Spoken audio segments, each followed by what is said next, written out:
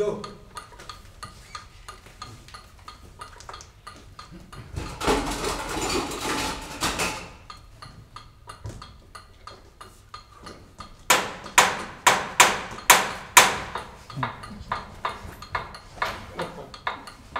Travailler dans un cirque, c'est courir après un géant qui tombe au ralenti pour l'empêcher chaque soir de s'étaler par terre.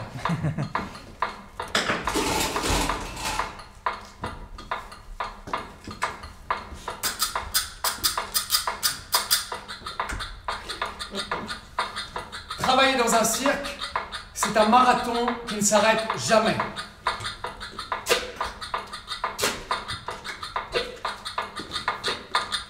Le matin, on se réveille toujours sur un parking ou un terrain vague.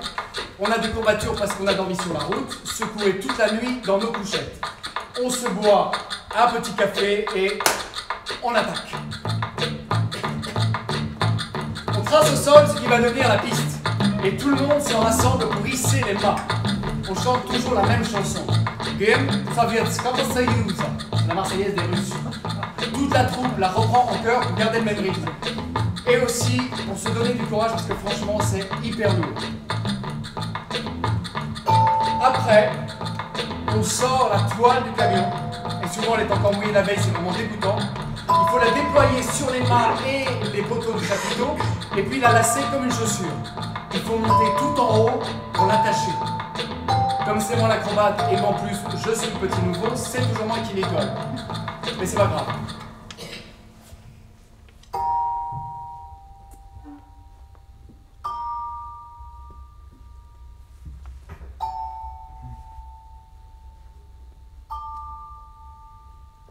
J'aime bien la vue du haut du mât.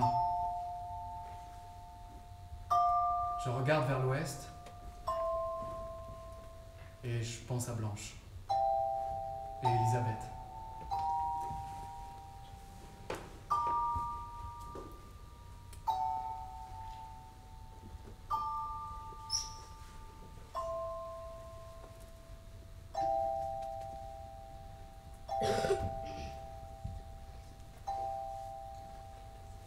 Udo. Et pas trop le temps de rêver non plus, la course continue. 2 camionnettes partent en ville pour faire de la publicité en cassant les oreilles des gens avec leur mégaphone.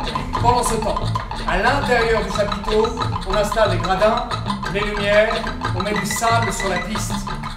La nuit tombe et les spectateurs arrivent. Et là, c'est le moment agréable de la journée. Les numéros qui s'enchaînent, la musique, les bravos, les tours de piste. Quand on travaille dans un cirque, on voit vraiment pas le temps passer. Loin de Blanche et d'Elisabeth, j'aurais pu trouver le temps long, mais non, ces 6 mois sont passés sans que je m'en rende compte. Et puis, il y a eu le 16 décembre.